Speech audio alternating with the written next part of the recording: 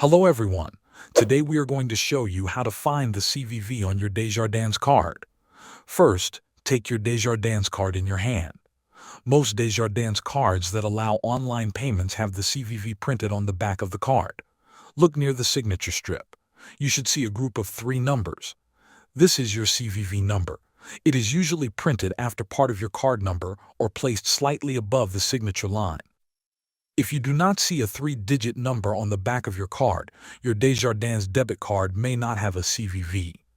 Some debit cards are designed only for in-store or Interac payments and cannot be used for certain online purchases. In this case, there is no way to find a CVV because it does not exist on the card.